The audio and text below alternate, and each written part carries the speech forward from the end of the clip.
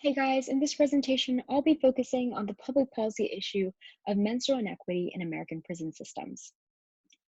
One of the most famous examples that showed the daily lives of incarcerated women is through the hit Netflix series Orange is the New Black.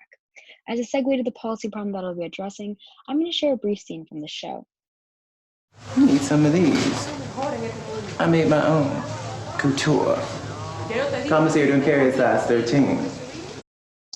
As you can see, she's wearing shoes that are made from sanitary napkins. While this scene demonstrates the creative measures that female prisoners are willing to take in their confined environment, it also presented an assumption that women prisoners have unlimited access to menstrual products, which in reality is far from the truth. In fact, the lack of access to menstrual products is a grim experience in many prisons across the US. Ultimately, the policy problem that calls for action here is the inconsistent distribution of feminine hygiene products across federal, state, and local prisons.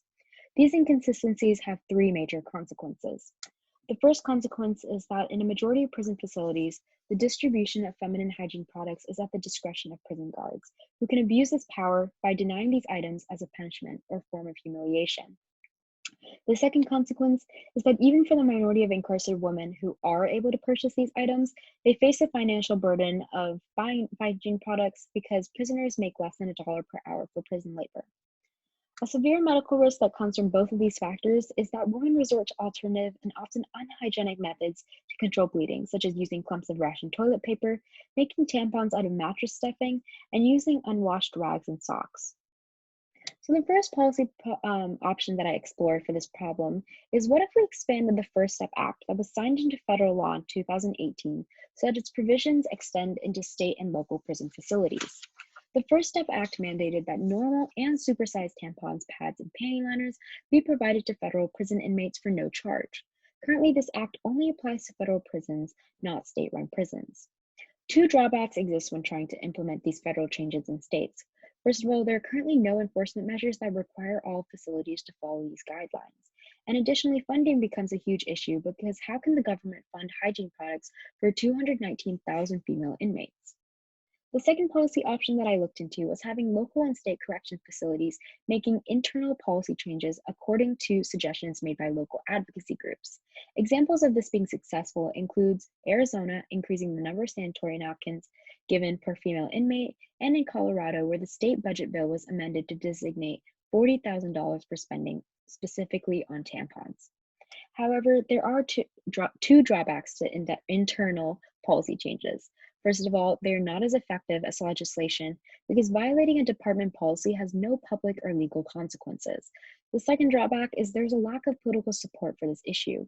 When governments make policies that deal with prisoners, there's a huge mistrust that prisoners will take advantage of state-provided resources.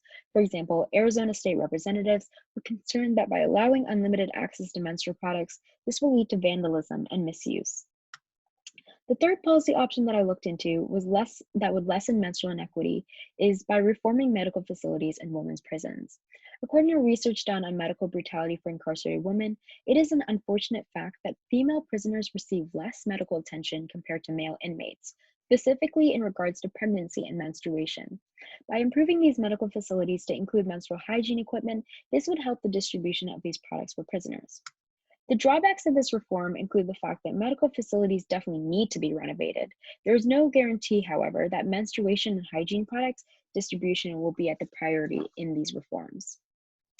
Based off of these policy options, my policy suggestion for this issue goes back to the first policy action.